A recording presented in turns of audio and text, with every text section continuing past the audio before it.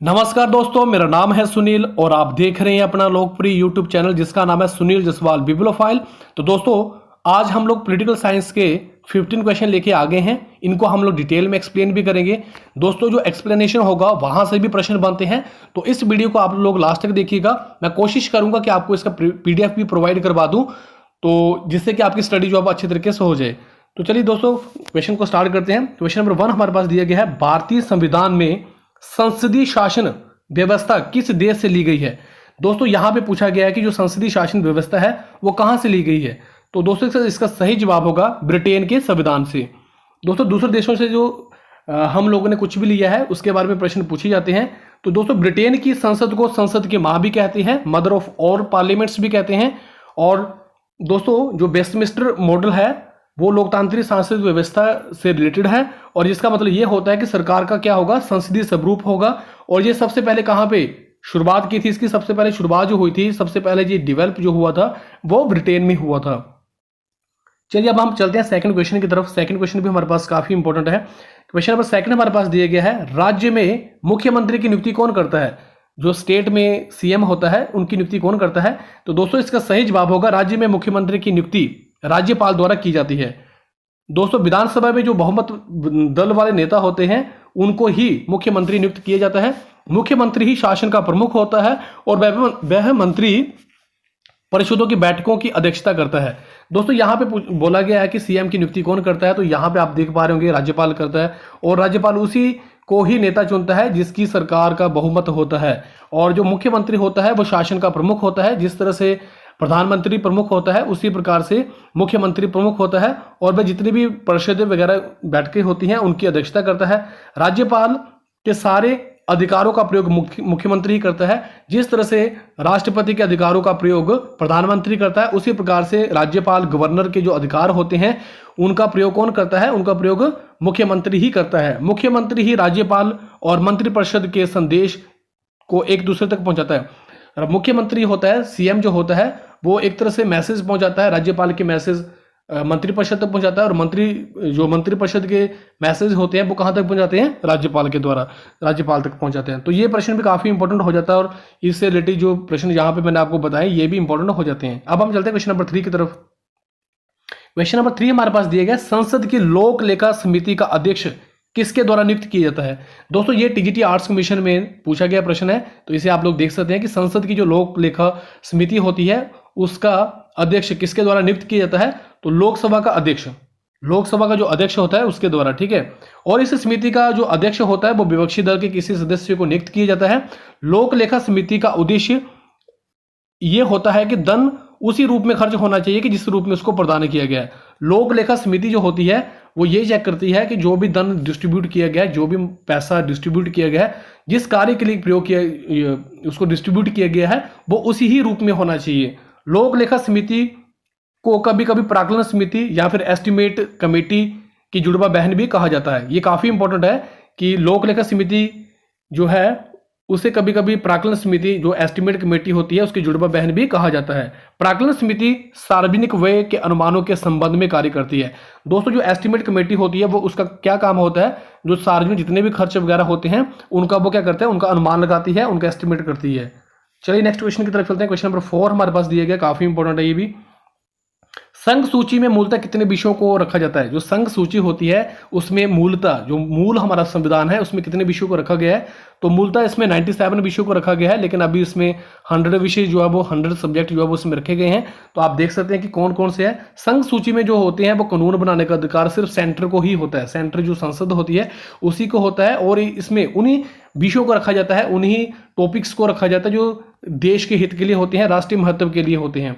इसमें कौन कौन से टॉपिक आते हैं तो ये भी पूछ लेते हैं कई बार कि संघ सूची में कौन कौन से विषय आते हैं, तो ये आपके लिए जानना जरूरी है। जैसे कि जनगणना हो गया, रेलवे, वायु, जल, परिवहन, प्रसारण, टेलीफोन, विदेशी व्यापार सीमा, शुल्क, अंतरराष्ट्रीय संधि, काफी इंपॉर्टेंट ये पूछा जाता है। रक्षा ये पूछा गया है, विदेशी मामले और युद्ध, ये सभी संघ सूची में रखे जाते हैं। तो इनको भी आप लोग याद कर लें, इनका आप लोग शॉर्ट नोट्स बना सकते हैं। चलिए नेक्स्ट क्वेश्चन की तरफ चलते हैं। नेक्स्ट क्वेश्चन हमारे पास दिया गया है, किसी राज्य का प्रथम विधि अधिकारी कौन होता है। जो प्रथम लॉ ऑफिसर होता है स्टेट में वो कौन होता है? तो इसका सही जवाब है महाधिवक्ता। महाधिवक्ता जो होता है वो राज्य का प्रथम विधि अधिकारी होता है, एडवोकेट जनरल बोलते हैं इन्हें। और ये किस संविधान के किस अनुच्छेद में रखे गए हैं? संविधान के अनुच्छेद 165 में बताया गया है कि प्रत्येक राज्य का राज्यपाल महाधिवक्ता की नियुक्ति करता है। तो अगर पूछ लेते हैं कि राज्य में महाधिवक्ता की नियुक्ति कौन करता है, तो वो राज्य का राज्यपाल करता है। और ये किस आर्टिकल में आता है? ये 165(2) आर्टिकल में आता है। राज्य सरकार का प्रथम विधि अधिकारी होता है और इसका जो वेतन है, भत्ते जो हैं, वो उसका निर्धारण कौन करता है? उसका निर्धारण करता है राज्यपाल।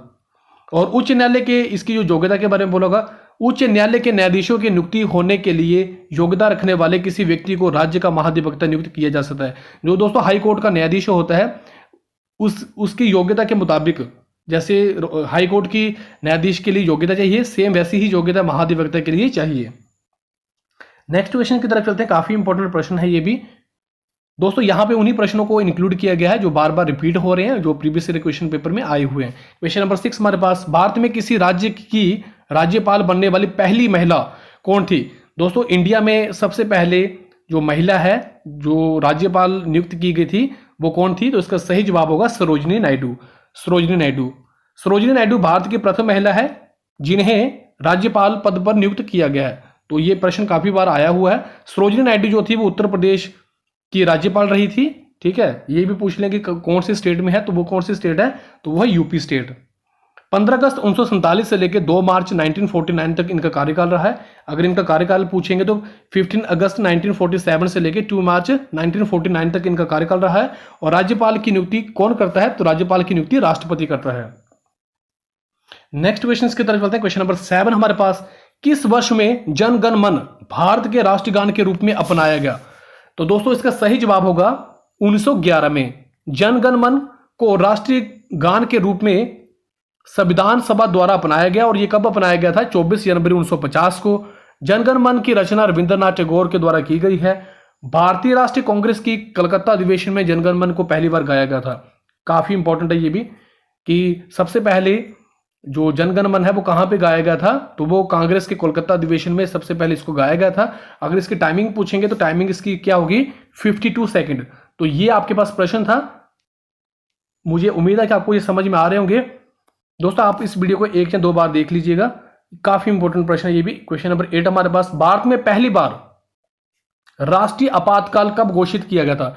दोस्तों इससे पहले की जो मेरे लेक्चर नंबर 2 या 3 में मैंने राष्ट्रीय आपातकाल के बारे में बताया हुआ कि जो नेशनल इमरजेंसी है वो कैसे लगती है, कौन से आर्टिकल में आती है, सब कुछ इसके बारे में मैंने बताया हुआ है। अगर आप लोगों ने वो वीडियो नहीं देखा तो प्लेलिस्ट में जाके आप लोग उन वीडियो को देख लें। दोस्तों भारत में पहली बार राष्ट्रीय आपातकाल जो घोषित किया गया था वो 1962 में किया गया था। और ये क्यों किया गया था इसके बारे में भी देख लेते हैं। 1962 में भारत चीन युद्ध के समय राष्ट्रीय आपातकाल घोषित किया था। दोस्तों जब भारत और चाइना का युद्ध हुआ था, भारत कभी भी किसी के साथ पहले लड़ाई नहीं करता है, लेकिन अगर कोई देश हमारे देश पे हमला करता है तो फिर उसके विरोध में वो कभी भी पीछे नहीं हटता है, उसका वो मुंह तोड़ जवाब देता है। तो भारत जो है, जब भारत और चीन का युद्ध हुआ था तो उस समय नेशनल इमरजेंसी लगाई गई थी। और ये कब हुआ था? 1962 में। दोस्तों जो राष्ट्रीय आपातकाल घोषित किया जाता है वो किस आर्टिकल में आता है? वो अनुच्छेद 352 में आता है, आर्टिकल 352 में आता है। 44वें संविधान संशोधन 1978 के द्वारा आंतरिक अशांति के स्थान पर सशस्त्र विद्रोह शब्द जोड़ा गया है। तो ये आप लोग इस लाइन को रट लें, काफी इंपॉर्टेंट है ये भी, कि जो 44वां संविधान जो 44 अमेंडमेंट 1978 में हुआ था उसमें आंतरिक अशांति के स्थान पर अब क्या यूज किया जाता है? उसमें यूज किया जाता है सशस्त्र विद्रोह। ठीक है, ये शब्द यूज किया जाता है। नेक्स्ट क्वेश्चन की तरफ चलते हैं। स्वतंत्रता का अधिकार किस अनुच्छेद में आता है? जो हमारा स्वतंत्रता का जो हमारा अधिकार है वो किस आर्टिकल में आता है? दोस्तों इसका सही जवाब होगा आर्टिकल 19। अब यहाँ पे जो प्रश्न इसके साथ जो प्रश्न बन जाते हैं वो ये वाले 19A, जो आर्टिकल 19A है उसमें बोला गया है कि बोलने की स्वतंत्रता, उसमें हमें फ्रीडम ऑफ स्पीच दी गई है। दोस्तों इसी में आता है ये प्रेस की स्वतंत्रता। ये प्रश्न पूछ लेते हैं कि प्रेस की स्वतंत्रता किस आर्टिकल में आती है? तो वो आती है 19A में। 19B में शांतिपूर्ण बिना हथियारों के इकट्ठा होने और सभा करने की आजादी है। 19C में संघ बनाने की हम लोगों को स्वतंत्रता है। लेकिन दोस्तों स्वतंत्रता का मतलब ये नहीं है कि हम लोग अपने देश को हानि पहुंचाएं। तो इस चीज को ध्यान में रखते हुए 19D देश के किसी भी क्षेत्र में आने जाने की हमें स्वतंत्रता है, हम देश के किसी भी कोने में जा सकते हैं। 19E देश के किसी भी क्षेत्र में निवास करने या फिर बसने की पूरी स्वतंत्रता है।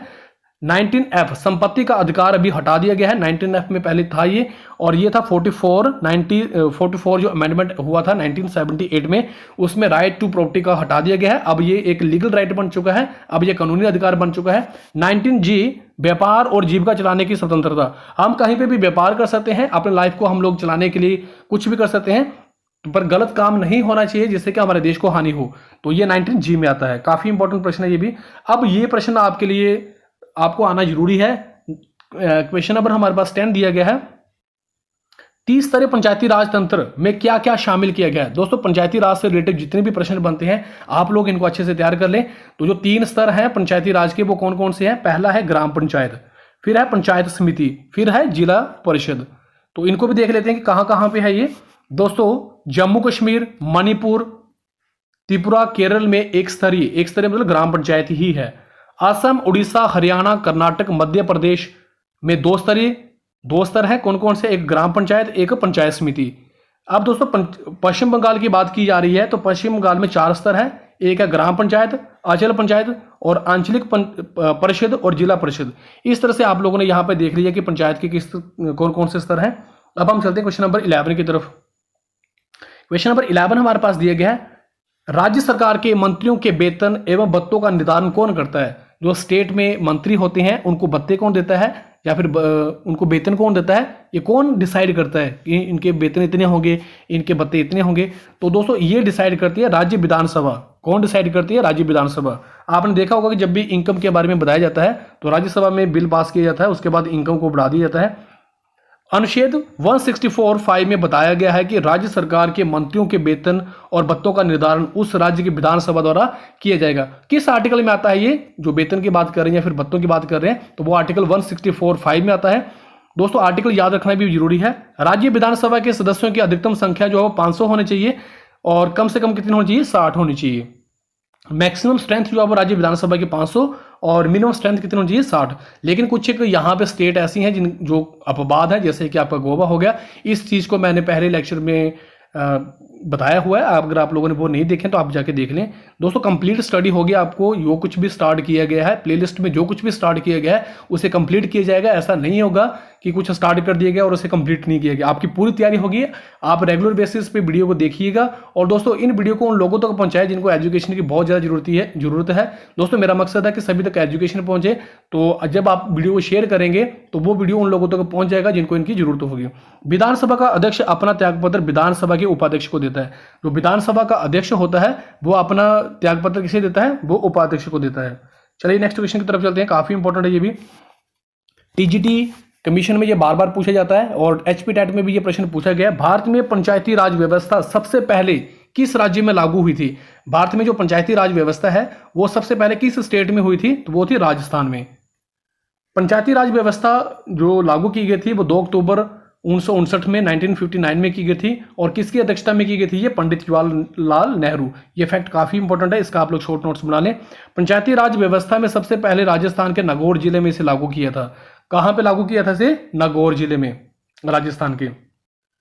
दोस्तों के बार यहाँ पे फर्स्ट स्टेट पूछ लेते हैं कि कहां पे इंप्लीमेंट किया था। अगर फर्स्ट स्टेट पूछेंगे तो राजस्थान होगा, अगर सेकंड स्टेट पूछेंगे तो वो होगा आंध्र प्रदेश। आंध्र प्रदेश की सेकंड स्टेट है, यहाँ पे पंचायती राज व्यवस्था को लागू किया गया था। नेक्स्ट क्वेश्चन की तरफ चलते हैं, सेकंड लास्ट क्वेश्चन आपके पास। भारतीय संविधान सभा का प्रथम अधिवेशन कब हुआ था? भारतीय संविधान का जो प्रथम अधिवेशन हुआ था वो कब हुआ था, इसके बारे में पूछा गया। तो फर्स्ट अधिवेशन जो हुआ था 9 दिसंबर 1940 में हुआ था। और दोस्तों इसका जो डॉक्टर सच्चिदानंद सिन्हा को इसका अस्थायी अध्यक्ष बनाया गया था। दोस्तों क्यों बनाया गया था? क्योंकि ये सबसे बुजुर्ग थे और किसी भी बैठक को चलाने के लिए अध्यक्ष की जरूरत पड़ती है, तो इसलिए इनको अस्थायी अध्यक्ष बनाया गया था। लेकिन कुछ समय के बाद जब दूसरा अधिवेशन हुआ 11 दिसंबर 1946 को हुआ तो डॉक्टर राजेंद्र प्रसाद को परमानेंट अध्यक्ष बना दिया गया था। प्रथम अधिवेशन में मुस्लिम लीग ने भाग नहीं लिया था। ये फैक्ट काफी इंपॉर्टेंट है, इसे आप लोग देख लें कि फर्स्ट अधिवेशन में मुस्लिम लीग ने पार्टिसिपेशन नहीं किया था। क्वेश्चन नंबर 14 हमारे पास दिया गया है। क्वेश्चन नंबर 14 हमारे पास दिया गया है, अंतर्राष्ट्रीय न्यायालय का मुख्यालय कहां पर स्थित है? एचपी टेट में और टीजीटी कमीशन में ये प्रश्न काफी बार पूछा गया है, तो बाकी एग्जाम में भी ये पूछे गए हैं, तो आप लोग इनको ध्यान से देख सकते हैं। अंतर्राष्ट्रीय न्यायालय का मुख्यालय कहां पर स्थित है? तो दोस्तों इसका सही जवाब होगा हेग।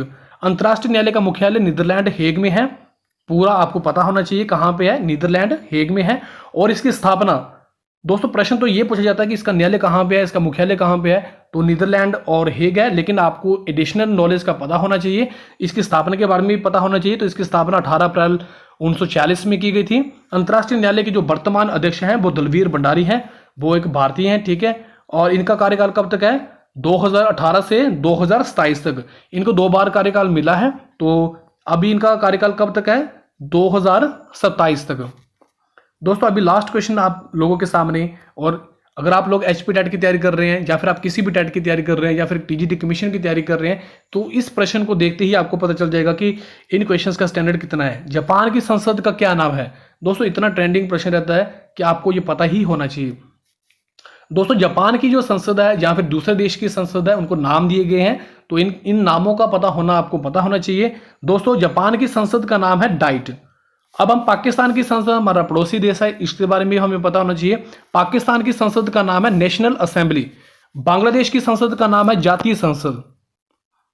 ब्रिटेन और ऑस्ट्रेलिया, यहां पे आप लोग ध्यान से देख लीजिएगा, ब्रिटेन, ऑस्ट्रेलिया, कनाडा की संसद का क्या नाम है, पार्लियामेंट। इन तीनों की संसद का क्या नाम है, पार्लियामेंट।